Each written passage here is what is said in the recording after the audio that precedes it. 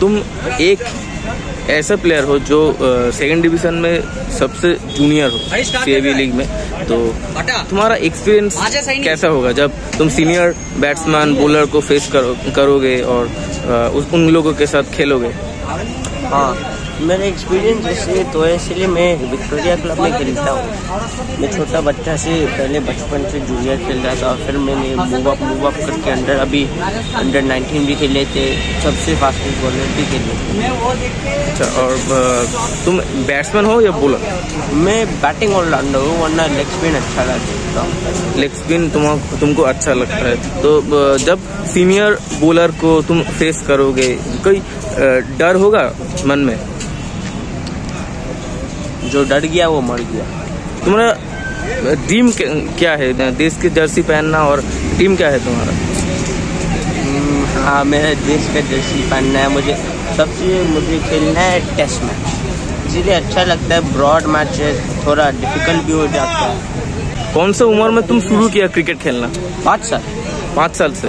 और अभी भी दिन में कितने घंटे तुम प्रैक्टिस करते हो?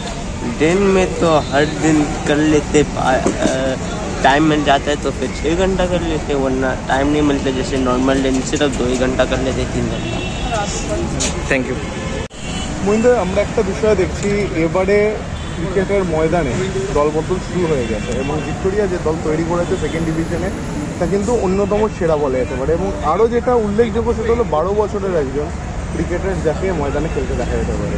তো এই বিষয়টা হঠাৎ করে এত কম বয়সে একজনের ওপর ভরসা রাখা, এবং অবশ্যই সে আপনার সন্তানই, তো সেই জায়গায় কতটা এক্সপেকটেশনের চাপ থাকবে? দেখো, এক্সপেকটেশন একটা বাচ্চার কাছ থেকে বাবার অ্যাজ এ ফাদার যেটা এক্সপেকটেশন, তো সেখানে ভয় না পায়।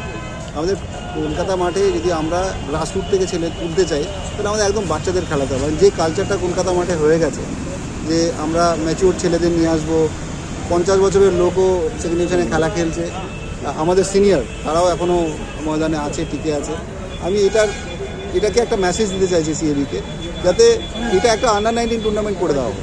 তখন দেখুন, গ্রাসরুট আপনি যত জেলাকে বলুন, আলটিমেটলি জেলাতেও আপনাকে যদি গ্রাসরুট নিয়ে আসতে হয়, তাহলে এই 12 থেকে 15 মধ্যে কিন্তু একটা ক্রিকেটার তৈরি হয়ে যায়। আপনি বলবেন ধোনিও আছে, যারা ধরুন কখনো 16-19 খেলেনি কিন্তু ইন্ডিয়া খেলেছে, এগুলো এক্সেপশন। এখন একটা স্ট্যাটিস্টিক্স আমরা নিজেরাই তৈরি করেছি, সেখানে দেখছি যারা কনসিস্টেন্টলি খেলেছে তারাই কিন্তু লং টার্মে গিয়ে ভালো করেছে। ফেলও করেছে, পৃথ্বী শর্মা তো প্লেয়াররা ফেল করেছে, কিন্তু আপনি যত ছেলেরা এখন খেলছে, ইন্ডিয়া খেলছে, তাদের দেখবেন তারা সব আন্ডার 19 ওয়ার্ল্ড কাপ খেলেছে বা ইন্ডিয়া হয়ে জুনিয়র ফরম্যাটে ভালো খেলেছে। এই মরশুমে গতবারে কোয়ার্টার ফাইনাল অব্দি দল গিয়েছিল, এই মরশুমে লক্ষ্যটা কি? কোচ তো ক্যাপ্টেন বললেন চ্যাম্পিয়নশিপ ফাইট করবো। দেখুন, আমি আমার একটা কথা রিয়েলিস্টিক, যে আমি খুব রিয়েলিস্টিক লোক। আমি যে বাজেটের টিম করেছি, I am thankful to my sponsor. আমার স্পন্সর বাদিকে দাঁড়িয়ে আছে, আরও 3-4 জন স্পন্সর আমাদেরকে স্পন্সর করেন। তো আমার কাছে সবচেয়ে বেশি ইম্পর্ট্যান্ট হচ্ছে যে ছেলেরা যেন আনন্দ করে খেলে এবং without any fear, without any যেটাকে বলে যে ক্রিকেট থেকে ভয়, যে আমি পারফর্ম করবো না, আমার ভয় লাগছে, বড় ছেলেরা খেলছে, সেটা যেন না হয়। আমি সামনের বছর আরও বাচ্চারা যদি খেলতে, আমি সামনের বছর আমি ঠিক করেছি পুরোটাই আন্ডার 19 টিম করবো এবং বাছা ছেলে নিয়ে আসবো এবং আমরা চ্যাম্পিয়নও হবো। এবছরে আমরা ভালো টিম করেছি, আমরা যদি কোয়ালিফাই করে যাই খুব ভালো, but we will keep on trying. তার মানে কি এটা বলা যেতে পারে যে আগামী দিনে ভিক্টোরিয়া স্পোর্টিংকে দেখা যেতে পারে ক্রিকেটার তৈরির কারখানা হিসেবে? অ্যাবসলিউটলি, আমরা প্রডিউস করেছি। আপনি দেখুন, current Ranji trophy player Sumanta Gupta আমার ক্লাবের প্রোডাক্ট, সে খেলছে রঞ্জি ট্রফি। আরও ছেলেরা আছে যারা খেলবে, এবং আমাদের নবনীলও এবছর ভালো খেলে ফার্স্ট ডিভিশনে গেছে। আরও 3-4টে ছেলে আমাদের সেকেন্ড ডিভিশন থেকে ফার্স্ট ডিভিশনে গেছে। এই যে নার্চার করতে পারছি এবং বাচ্চা ছেলেদের আমরা উপরে পাঠাতে পারছি, যে 18-19 বছরের ছেলেদেরকে আমরা অভয় দিয়ে পাঠাতে পারছি যে তোমরা উপরে গিয়ে খেলো, এটা দ্যাটস থ্যাংক ইউ।